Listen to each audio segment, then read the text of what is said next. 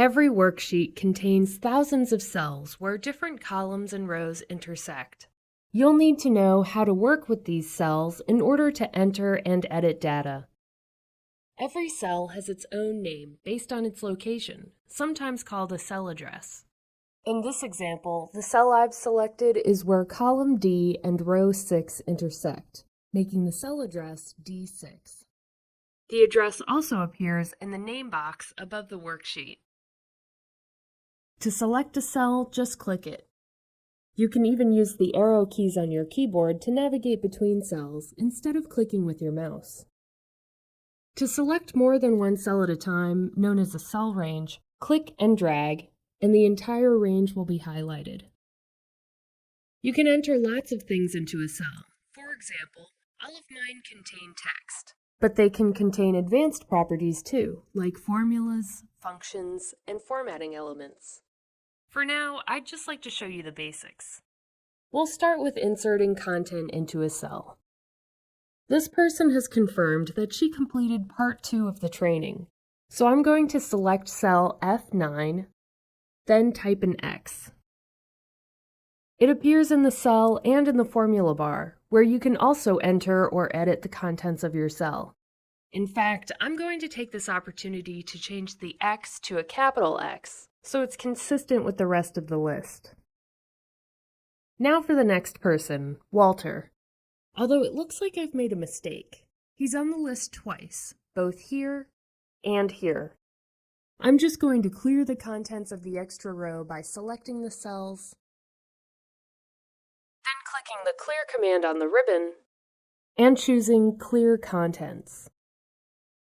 You can also use backspace or delete on your keyboard. So let's take a look at what that did. It cleared the contents of the cell, but the row is still there. That's okay. If you want to delete the cells altogether, all you have to do is click the Delete command instead.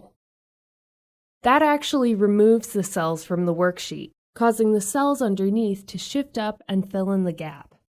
Just remember that there's a difference between clearing and deleting cells, so you don't accidentally delete cells that you want to keep.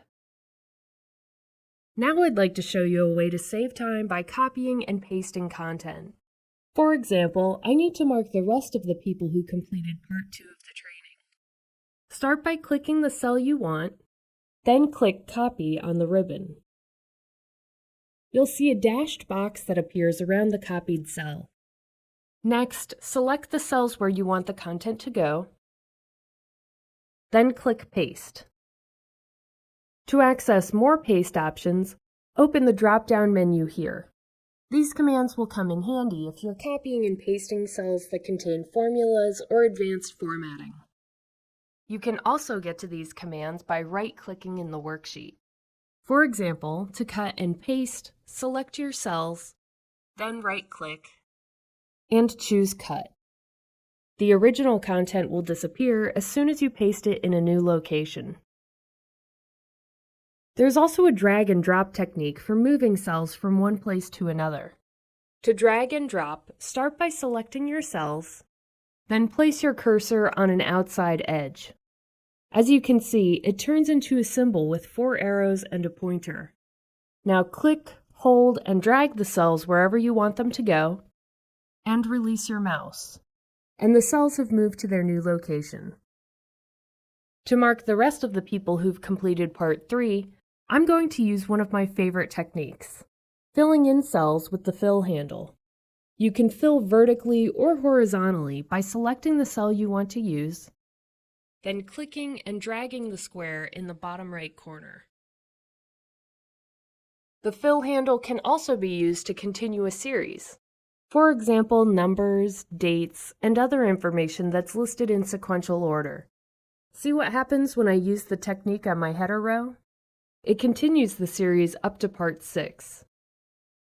Now you know the basics, including insert and delete, cut, copy, and paste, and other time-saving techniques. Everything you need to know to work with cells in Excel.